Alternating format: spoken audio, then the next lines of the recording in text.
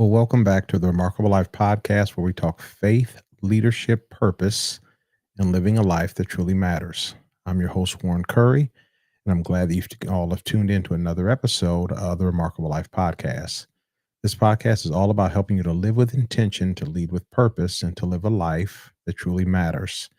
And on our 10th episode, which was our milestone episode, shared a topic called overcoming adversity. I shared a lot of great nuggets in there on how to be able to prevail in adverse situations and circumstances. If you have not had an opportunity to go back and listen to that previous podcast, and also to read the adjoining article that I wrote, I would highly encourage you to go to my Substack. It's warrencurryjr.substack.com. And you can not only find that episode there, but all previous episodes and articles on that platform. And also, while you're there, please be sure to subscribe to my Substack so that you don't miss any of the content and bonus content, as well as weekly content that I produce, which I hope is a blessing to all of you. On today's episode, I want to talk about something that I think really this past week here in the U.S. really kind of resonates with us all, and it's called the grace to grieve. We have, every nation, every country is not without its unique challenges, and the United States, excuse me, is no different. We have, experienced our fair share of ups and downs, turbulences and turmoil, and this past week was no different. You have to have been under a rock to not have heard about the horrific assassination, the shooting of political firebrand and a talking head, Charlie Kirk, who was mercilessly gunned down in Utah at one of his rallies. He was getting ready to start a nationwide tour, sharing the political message that he's known for sharing, when an assassin's bullet prematurely cut short his life. That in and of itself was an abomination. But to add insult to injury, this assassination was caught on video, caught on tape, circulated widely across the internet, and it was just something that I don't think that the human mind, eye, nor soul really can, really should look at, or should be able to try to process in real time. Seeing someone's life snuffed out, whether they've lived a long life or a short life, it's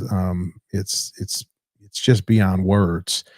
And aside from Mr. Kirk's death, I think that just a week or so prior, there was a shooting at a school in Minneapolis, Minnesota.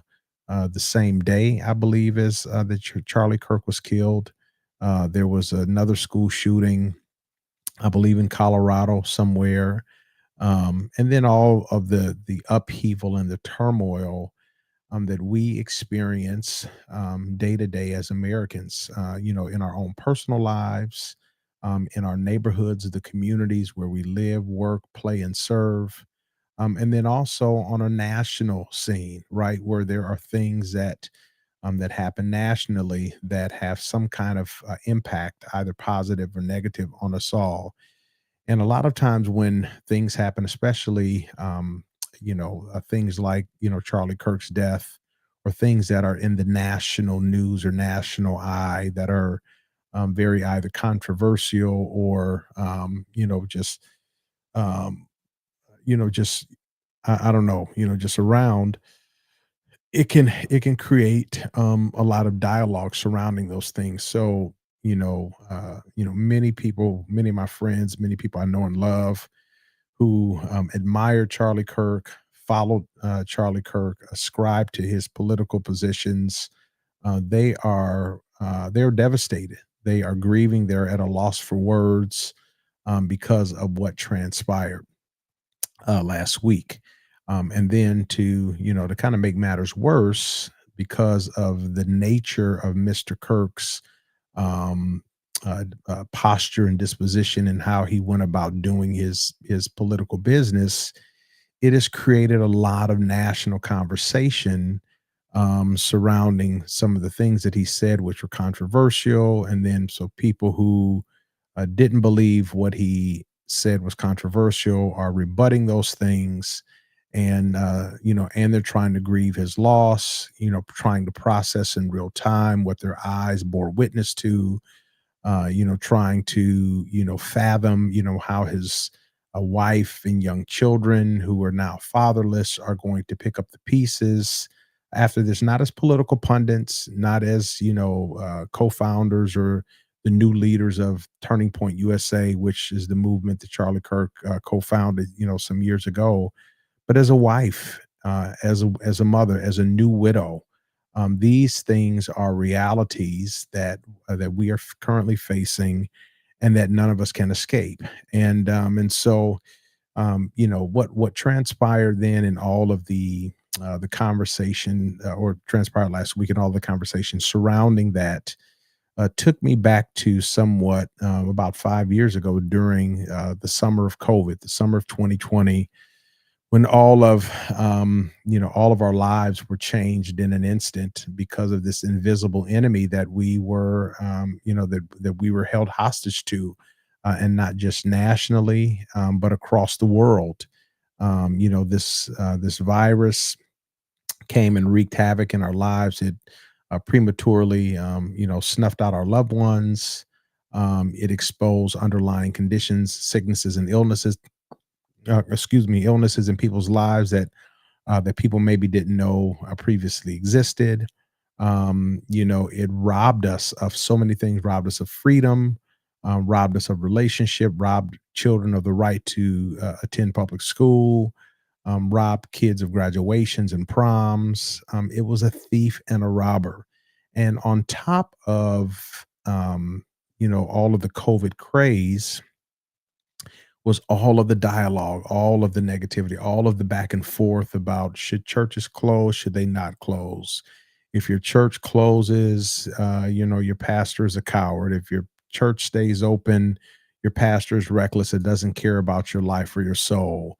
All of the stuff, right? That people, is the virus the mark of the beast? You shouldn't take a vaccine. If you do take a vaccine, it should only be this one or this one. Why would you put some kind of foreign substance in your body that was developed seemingly overnight, and it can't be trusted, right? So there's all of this conversation, all of this dialogue that was making, a really, really bad situation a lot worse. And then on top of that, we were quarantined, couldn't go to church, couldn't go to work, had to, ask permission, so to speak, to go out. Into the public, to run to the grocery store. You go into the grocery store, people have on what looks like hazmat suits, because no one is trying to take this disease home, catch this disease and take it home to their family, friends, and loved ones. All sporting things are shut down. Entertainment was shut down. Barber and beauty salons were shut down. Daycare centers were shut down. Everything. I mean, it's like life came to a screeching halt, simultaneously in all of our lives. And many of us who either, lead organizations or, serve in, be public servants as, police, firefighters, nurses, doctors, so on and so forth. We didn't have the luxury to stop and pause like so many others. We had to continue to provide the necessary, needed, and essential services that we have always provided, while we are trying to grapple and wrestle with this new reality. And so this past week, here in America, kind of reminded me of some of that. Obviously there's, large differences between Charlie Kirk's death and everything else that transpired last week and during the time of COVID, but it had a similar feel, right? A national tragedy, all of this vitriol, this back and forth conversation that people are still having, still arguing about, still trying to prove their point. And it just reminded me of that. And I just remember during 2020, it might have been around, I don't know, July of that year. I just was feeling not feeling like myself. It just seemed like there was a cloud hanging over my head. I was functioning. I had a little bit of autonomy to move around because I wasn't, considered an essential worker. But I just remember being in this funk, like this haze was just on me, and I could not shake it no matter what I did. And I had never felt that way before.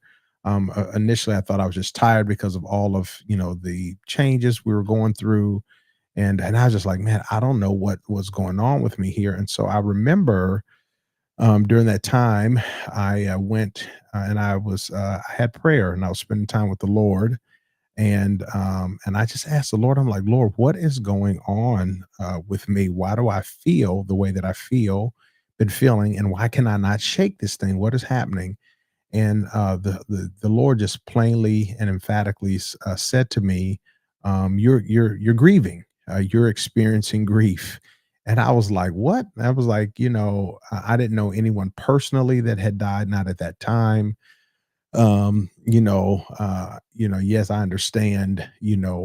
All of these other, thousands or tens of thousands of deaths that were happening all around us. I understood that that could affect you and weigh on you, but at that point, at that juncture, I there was no one personally that I knew that had passed away as a result of COVID.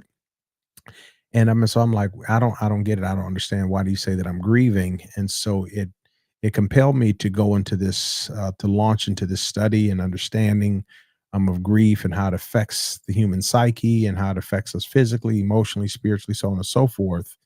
And so, what I found then, I want to share with you all now because I just believe that it's pertinent, needed, and necessary for our time. I remember it was January. I can't remember what it was. Maybe the final Sunday in January, whatever that was, 2020. So just a few months before COVID. Where in that week, that Sunday, I never forget. I was at church. Service had just ended, and I heard that we had gotten received the news that Kobe Bryant, very famous basketball player that many of us had grown up either watching play or idolizing, him and his daughter, and I believe six or seven other um, people were tragically killed in a helicopter crash. And that thing, I don't even know why, it just kind of just sucked the wind out of my lungs, kind of like this Charlie Kirk thing has done with so many people here in our nation. And so I remember that. And then it was that same week that a young lady who used to attend our church years ago as a kid, her family did. She was a kid then. She was then a teenager. I got word that she had committed. They were no longer members of our church. They had been gone for several years, but had got wind that she had committed suicide, had taken her life, and so I think that that might have been Wednesday. I got that message of that same week, and then I think that Saturday, one of our assistant superintendents in our ministry colleague here in the state of Ohio was tragically killed in a car crash unexpectedly in the greater Columbus, Ohio area. And so all that week, I was just, all that week happened, and then a month and a half later, all the COVID stuff happens, and then all of the changes that happened as a result of that. And so it just felt like I was taking L after L, right? L, loss after loss after loss, and it kind of came to a head that summer of 2020, which is when I began to have that conversation with the Lord about why I was feeling the way that I was feeling. And so when I understood it to be grief, I was like, oh, okay, I understand, because now I understand and know that grief is something that all of us experience when you experience a loss. It can be a loss of relationship, it can be loss of a job, it can be loss of a loved one, it can be loss of freedom, like it was for me and for us in 2020, loss of opportunities. Anytime you experience a loss, you experience some measure or level of grief. Ironically, just this past week, this is kind of why some of my this podcast and some of the stuff that I do weekly has been delayed because just a few days ago, just this past Sunday, we had to. I'm a dog dad. My wife and I, in addition to our six children, we have three dogs that we've been raising. One has been with us for 10 years, and then the other two we got during COVID, ironically, and they are both 4 years old. A 4-year-old chocolate Labrador Retriever named Braxton, and a 3-year-old, almost 4-year-old Morkie named Charlotte. And on Labor Day, Braxton, who was, he's our family dog, but he's really my dog. I got him as a pup, raised him, trained him. If he was, still here with me, he'd be right behind my shoulder here, right here in my office, in home studio, just hanging out. That's just who he was. And on Labor Day, he just experienced this out of the blue, unexpected medical crisis, which caused paralysis in the lower half of his body. He's a pretty big guy. He's about 90 pounds, and so we took him to the emergency hospital. They gave him a diagnosis, kind of just to explain it briefly. It's like having a stroke in your back for a dog.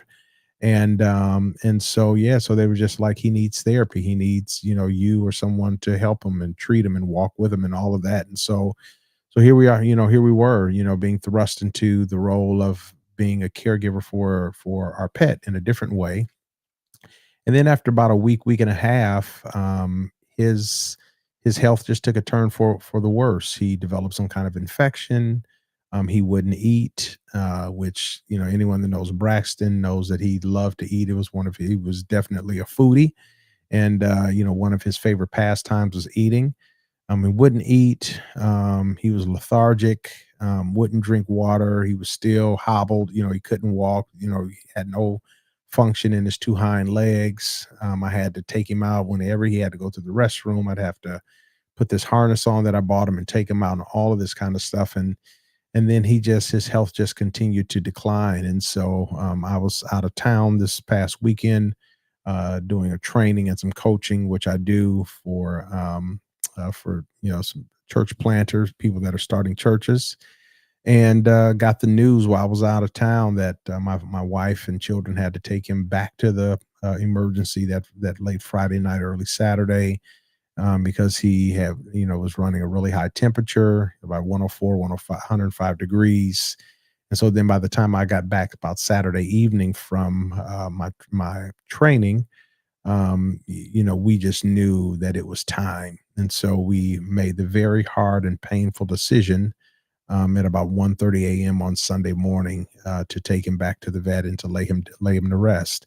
And that was very, very hard, very sad, still sad about it. If I talk too much about it, I might start breaking down crying on this podcast episode. And so even in that, right, just, my whole household, my whole family, my children, my adult children, my wife, all of us were just broken up about it, just crying. And just, we needed to be comforted because of the grief, the sense of loss that we were experiencing and still are experiencing as a result of one of our quote unquote fur babies, going on, and departing into eternity. And so grief is something that all of us we can't evade it, we can't escape it, and all of us experience it when you experience some kind of type of loss. I remember during that same period of time, maybe 2020, 2021, I heard a quote that really stuck with me. I believe the Queen of England, Queen Elizabeth, said this prior to her death, and it was during the 9/11 attacks when the trade towers in New York City were leveled by the airplanes. And I heard this quote that she said, and it was this. She said that grief is the price that we pay for love. Grief is the price that we pay for love. When you love something or you love someone, you care about that thing or that person so deep that you can't help but to be thrown into somewhat of an emotional a roller coaster when you experience a loss in relationship or loss of life of that person or whatever it might be. Grief is the price that we pay for love. And so we just have to know that, grief is inevitable. It's going to happen.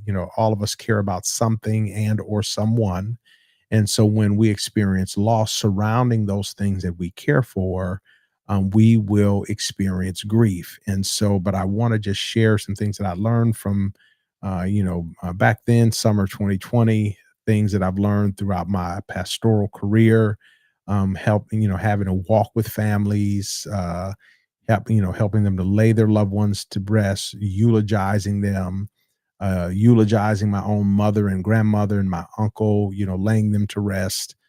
Just things, laying my nephew to rest, who was tragically killed, my 12-year-old nephew, a few years back.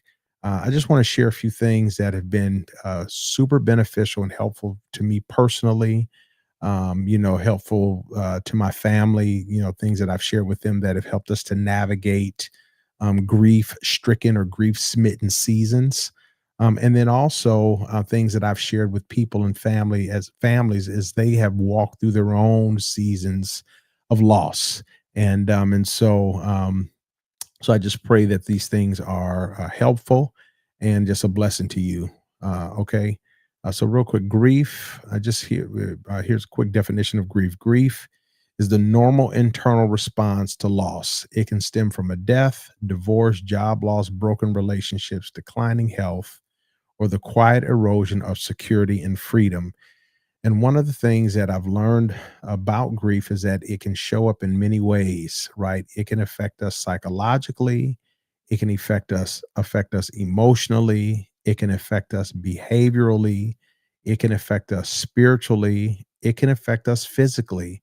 There are different signs and symptoms of the effects of grief that impact us in those 5 areas and probably more areas that I haven't thought about and or considered. I just know that some people, for example, psychologically, when they experience grief, all of a sudden their motivation or their ambition begins to wane. They no longer the drive or the spunkiness of their personality that they once had. That light begins to dim or diminish. They are a shell of themselves. They don't want to be around anyone. They kind of self isolate. They may be edgy. They may be very short tempered. With people. Why? Because they're cycling through the cycles of grief and trying to process, which all of us do. The mental tape recorder plays over and over again.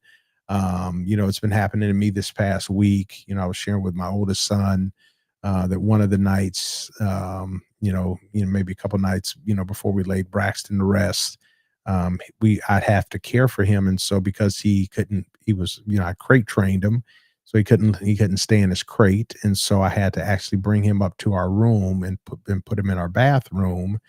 He made bedding and stuff for him on the floor because he couldn't move. His hind legs were not working. He was paralyzed, and so I'd have to get up in the middle of the night and take him and help him use the restroom and all that kind of stuff. And so I remember it was one night, I don't know, maybe about a week had passed since he had experienced a paralysis situation.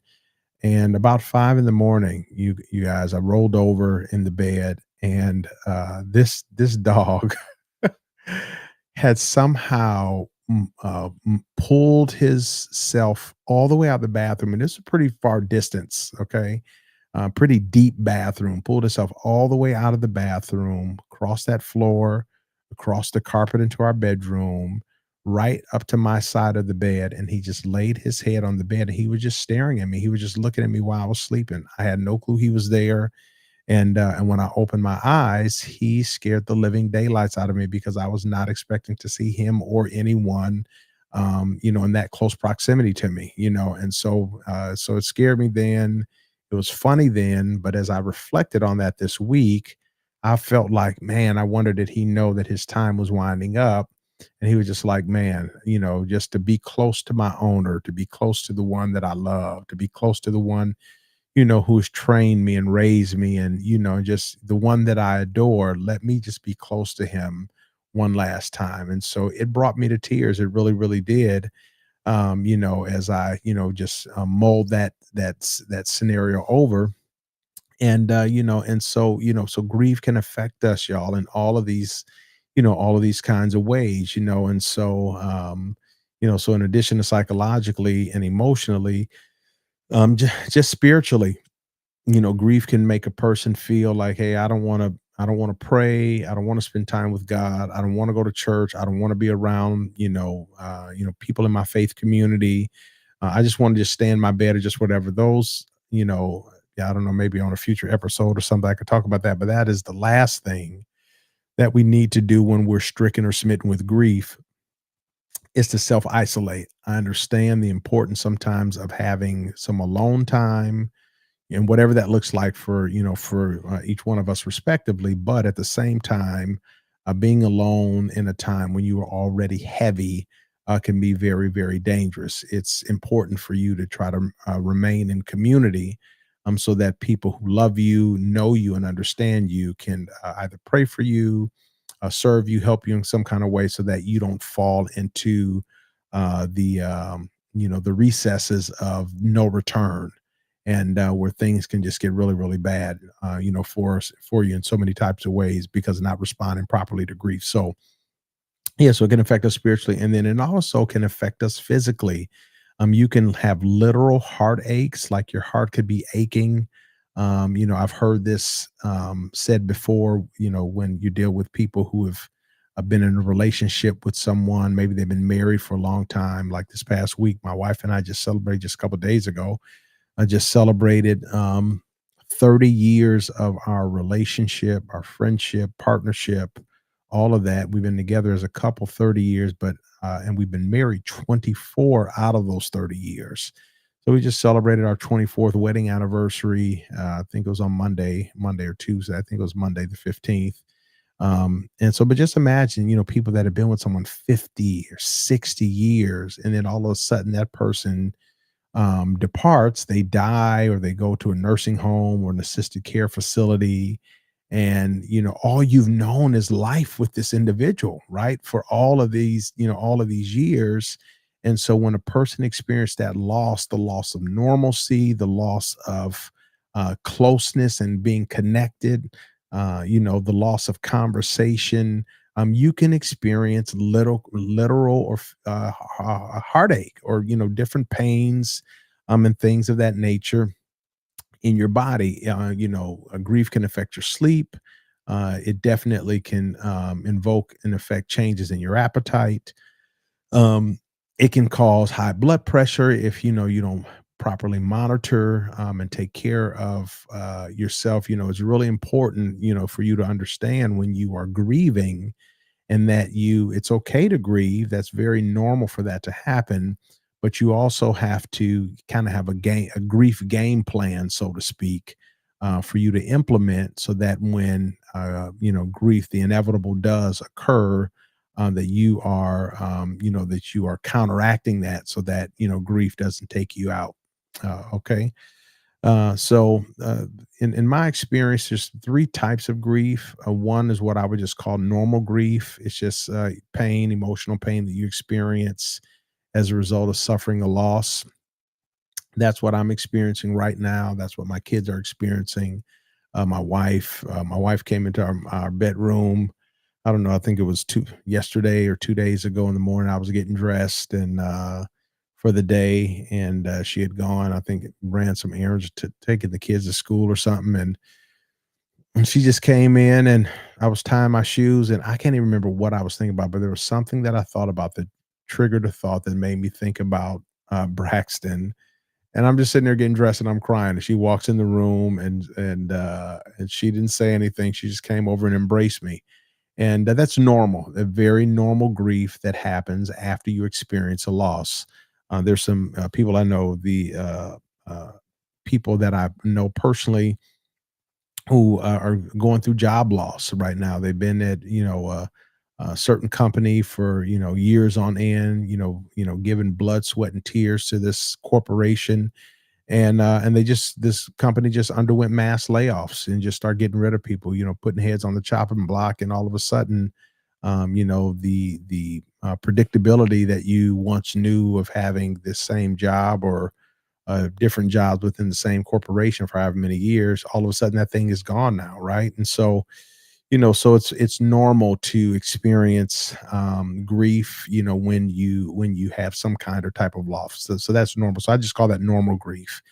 The second one is what I call complicated grief, and that can be defined or described as an ongoing state of grief or mourning that prevents a person from healing and being able to move forward in life. I remember the year 2016, I believe. Yeah, my grandmother, my maternal grandmother, and my mother died within 6 months of each other. My grandmother passed in April of that year, April of 2016. My mom just 6 months later in October of 2016.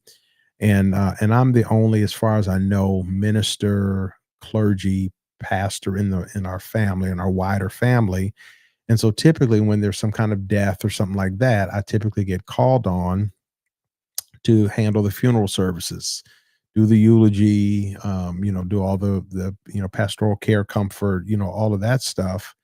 And I'm accustomed to that because it's part of my role that I do as I serve as a pastor of people, pastor in church. But it's different when you start to do that and it's one of your family members. My mother and my maternal grandmother were the two most prominent female influences in my life, period. And to lose them 6 months apart from each other, it was extremely, extremely hard.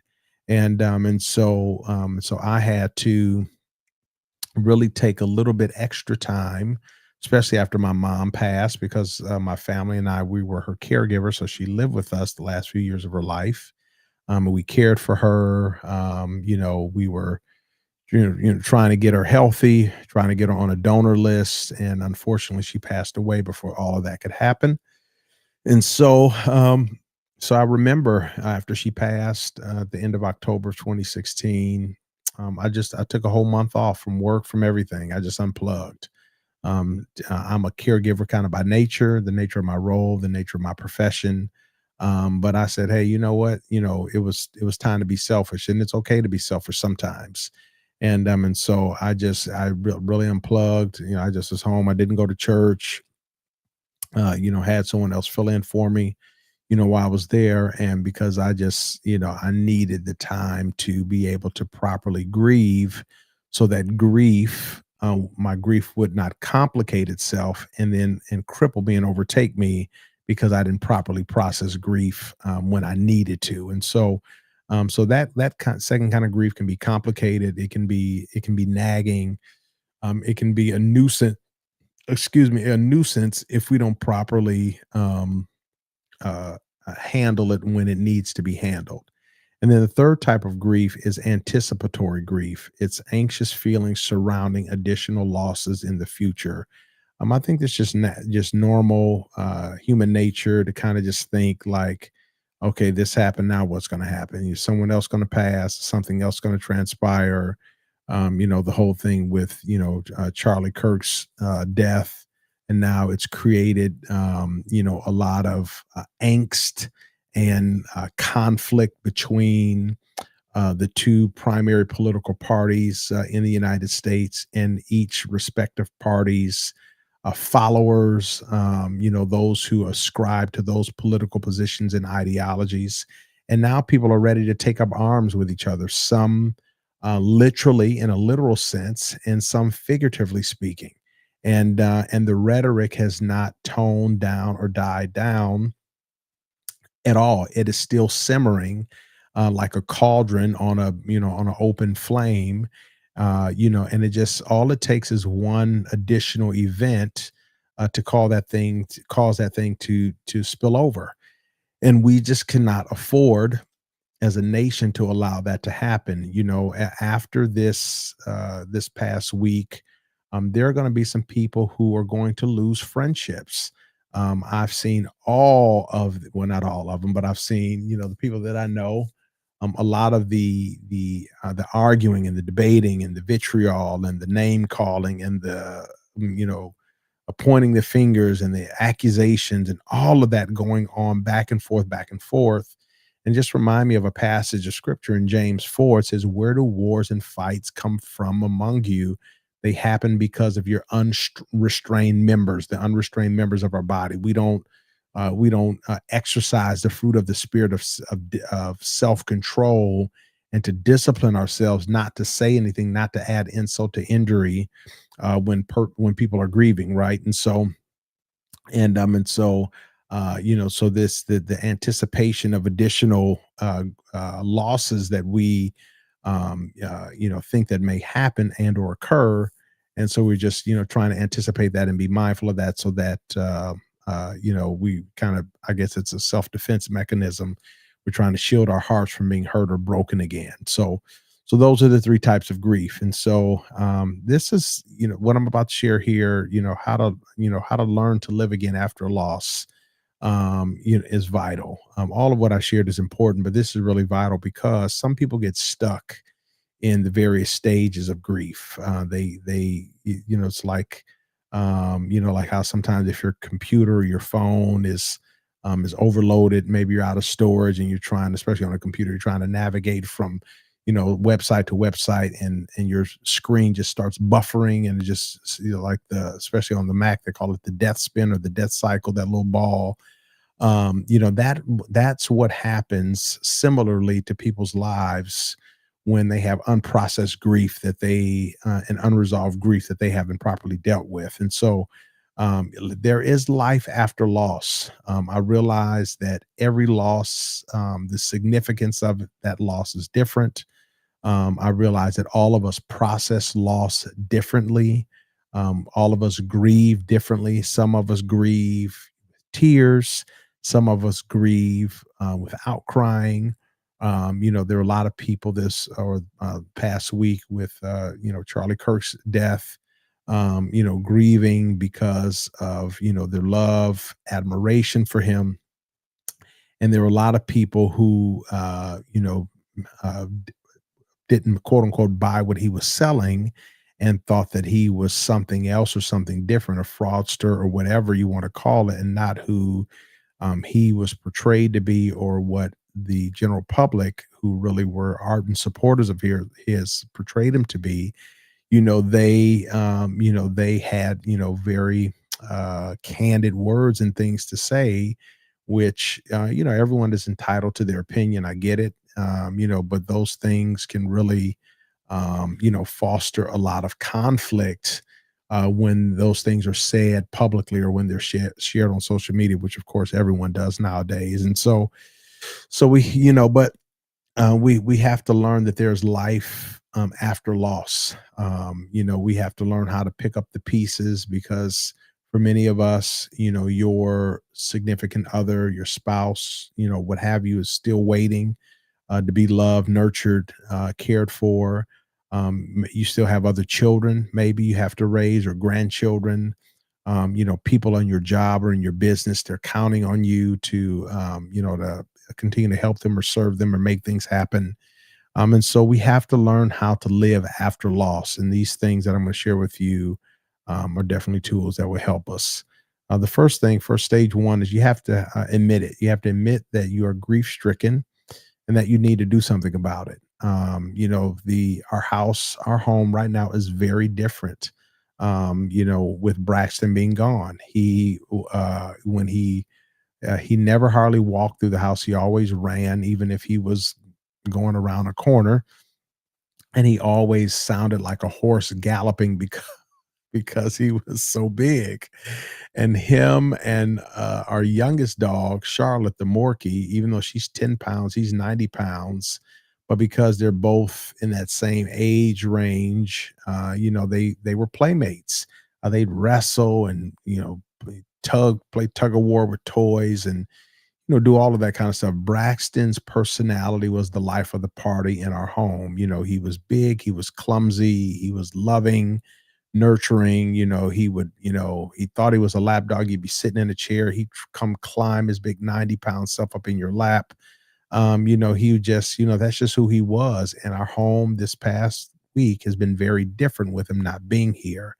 And even though I'm sad and we're sad and all of that stuff, we have to admit he's not coming back. Even if we went out and got another dog, which I am not tempted to do at all, not at least not at this point, it wouldn't replace who he was, right? So there's nothing, that we can do. We thank God for the 4 years and some change that we had with him, all the laughs, all the memories, all the everything. We go pick up his ashes. We had him cremated. So we go pick those ashes up this Friday. I'm sure that there'll be more tears and all of that. But all with all the tears, all the memories, all the hopes, the prayers, the wishes, dreams, desires, nothing is going to bring him back. And so we have to admit that, and we have to be okay with that and learn to move on with that, which brings me to my second point. After admittance is acceptance. We have to accept the fact that, there's losses in life. I don't care how educated you are, how much money you have, what position of prominence you hold. No one can exempt themselves from experiencing loss in life. What happened is happened. And what is real and may not change. Maybe when you got married, you said "I do." You were excited. Exchange vows. Wrote out your own personalized vows. Had your dress tailor made. Invited family and friends in from near and far, and I was so excited about being married and all of that. Never once did you ever think about or anticipate that 10 years from now, no, you would no longer be married to that same person, and not because they died or because they cheated or whatever, just because you two maybe just didn't no longer could coexist together, just differences, compounded differences of opinion, and that have gone unresolved. And so now you've come to the inevitable place where you've made the decision to either separate or divorce. That is experiencing a loss. And you're going to have to grieve that, right? Especially if you have children involved and you got assets involved, and all of that. If you're public figures, just what all of that, you just have to accept it. And then learn to work through and walk through the shock of what you experienced. I mean, I couldn't, really fathom the fact that, Braxton wasn't here, but we had to learn to accept it and move on from that. Right. So that's the second thing. The third thing is allowance. You have to allow yourself to work through and feel the physical and emotional pain of loss that you've experienced. I remember when my mom passed. It was one Wednesday night. Back then that was whatever that was, 2016. That was 9 years ago. That it was a night. It was a Wednesday night. Typically for us, it was a Bible study night. You'd be at church, teaching. But I wasn't. I was not. I was eating Thai food in a Thai restaurant at a restaurant in the city, sitting in a corner, drinking Thai coffee, eating drunken noodles or probably pad Thai or something, and watching a basketball game on my tablet, and I was bawling my eyes out in the corner. And so, I would, there's so many things, when you are going through, processing grief that can trigger you. A song, a smell, a sound, a memory that you recollect, an article of clothing, certain. Yeah, I mean, there's so many different things that can trigger you. When that happens, and I just recall that was happening time and again to my, when I was, my mom had just passed, and so I was just like, man, there'd be times I'd be driving, a memory would pop up, and I'd have to pull over because I'd be crying so much or crying so hard, I just couldn't really contain myself, and I didn't want to put myself in harm's way or anyone else in harm's way. And so you just have to allow it, and have to allow yourself time, allow yourself space to be able to work through the emotional and physical pain that you might be feeling. And it's just important that we do that, because if we don't, or if we're trying to be the strong person for everybody, we actually do harm to ourselves and others when we don't allow our emotions to be properly expressed in the time frame and in the manner that they need to be expressed in. And so I understand that many of us are heads of families or what, what have you, and we've got to handle business when there's a death or when there's an emergency or something in the family, but that does not exclude us from taking the time to properly care for ourselves as we experience loss. So that's the third thing is allowance. The fourth thing is adjustments. You have to adjust to your new norm. Um, you know, uh, I was told my family just earlier today, our dogs bowls. We have three sets of dogs bowls because we have three dogs in the kitchen, and Braxton's bowls just there. I told my wife and one of my other daughters, I said we got to get that bowl out of here. I was just like, I don't want to see it. It may trigger me. We had just re-upped his food. We always had to buy him like 50-pound bags of food. And so we had just gotten a new order of food right before he passed. And so I, called someone and who I know has a dog. I said, hey, I'm gonna give you this. I said, if your dog eats this, they can have the whole bin and all the food that is in it. Right. We have to make adjustments and get accustomed to living in our new norm. The thing that is our new normal, and it takes some adjustment, takes some work. It takes time. It really, really does take time. I mean, it takes intentionality, but it has to be done. Okay, because we just have to learn how to adjust to our new world and that person or that job or whatever that is no longer in it, and that's okay. It's okay to sulk and be sad or whatever for a moment. We just can't stay that way. And then the fifth and final stage is to advance. At some point, you got to move on in life. Deuteronomy 1:6-7 says that when the children of Israel were at Mount Sinai, and I believe that the Lord said to them, "You have stayed at this mountain long enough. It is time to, pack up your camp and move on. It's time to move. We can't stay around the mountain of grief forever. I do understand that grief is cyclical, and that based on who you lost or what was lost, that you will experience grief sometime in waves, season after season. Some years may have passed, and all of a sudden, the kid that you lost, that their birthday comes up. The mother that you lost, here comes Mother's Day. Father that you lost, here comes Father's Day, or whatever it might be. And so naturally, those things can trigger some memories and cause you to feel sad in some kind of way. I think that that's very normal, and sometimes it's still needed and necessary. But what's not normal is to allow those things to shut us down year after year, where we can't function because we haven't properly processed grief through prayer, through intentionality, through working with a therapist or some kind of professional, sitting and talking to a pastor, a combination of all of those things above. We have to, at some point advance and move on, because there is life to live after loss. And we just have to know and understand that when we're going through and experience loss, that God never leaves us to navigate, loss alone. He never expects us to experience grief all by ourselves. The Bible says in Hebrews 4:15 that we have a high priest, referring to Jesus, who can sympathize with us concerning our weaknesses and our frailties. We have a person in Jesus who knows exactly what we feel and how we feel, and he can empathize with us and he walks with us and help us. So we just have to continue to just call on his name and ask him to assist us as needed and as necessary. And then the next thing is the Holy Spirit, one name that he's constantly or commonly referred to in the New Testament, is the comforter. When we are grieving, we need comfort.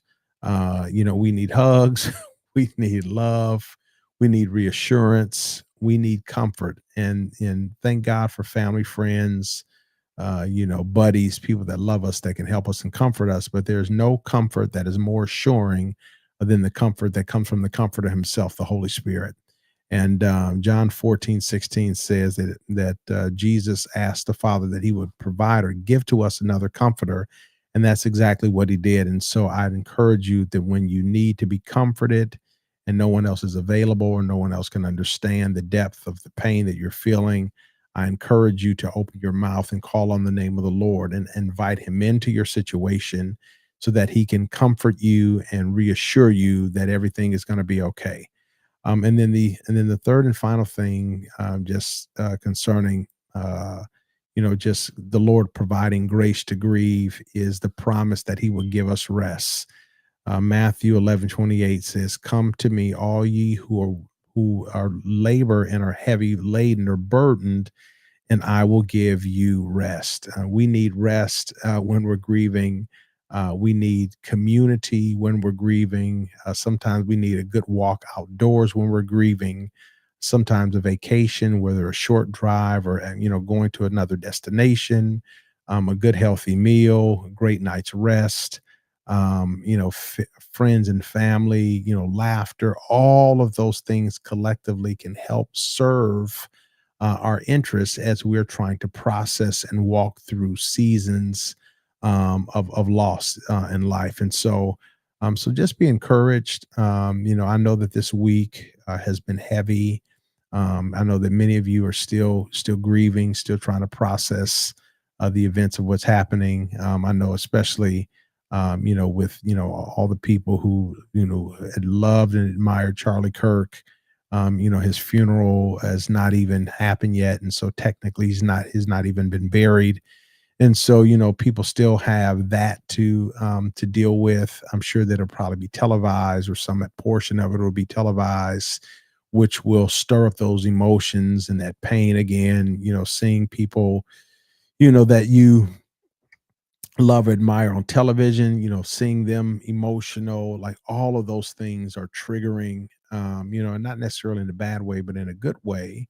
And so I just encourage you to ask the Lord to give you grace to grieve the losses in life that you have experienced or are experiencing in this season. And I just believe that as you do, that He will give you exactly what you need, exactly what you've asked for, and more than what you've asked for, so that grief doesn't cripple you and debilitate you, but then God's grace helps you and just sees you through. And so, let me just pray for you, Father. I pray today, in Jesus' name, for everyone in this listening audience who is currently cycling through seasons of grief. Lord, whether it's we lost a friend, family member, loved one, a public figure, a recent job, going through a divorce, experiencing a miscarriage, whatever it might be, Lord, you are in touch with our feelings. Help to reassure each person that's listening that they are not alone, that you are here with them. You've promised to never leave them, and you promised to never forsake them. Thank you, Lord, for loving us and always being with us and walking by our side. And I pray that you continue to provide the encouragement and the reassurance, Lord, to those who are hurting, that everything is going to be okay. And we just bless you and give thanks and praise to you in Jesus' name. Amen. I just want to just challenge you all this week as well to just take an intentional step. If there's something that you've been trying to avoid, not face because it's been too painful to do that, I encourage you to do that. Write it down. If you have to make a phone call, if you need to write a letter because maybe someone passed and you didn't get a chance to kind of have closure and say what you wanted to say. Sometimes I've encouraged people to write letters, to that person like they were still here, and be okay, be vulnerable with your grief in the way that you feel. It is okay. You don't have to be, superhero for everyone. All of us need to take time for ourselves and to properly grieve the losses that are natural and that we accompany in life, that are we experienced in life. So that's all that I have. I just pray that the Lord will bless you and keep you guys, and just continue to encourage you and strengthen you, throughout the remaining portion of your week. And if you haven't had an opportunity already, to subscribe to my Substack, I would encourage you to do that. WarrenCurryJr.substack.com. And just remember that growth isn't about perfection; it's about intention. and just subscribe on a Substack, and I look forward to being with you guys again real soon. Okay, take care. God bless.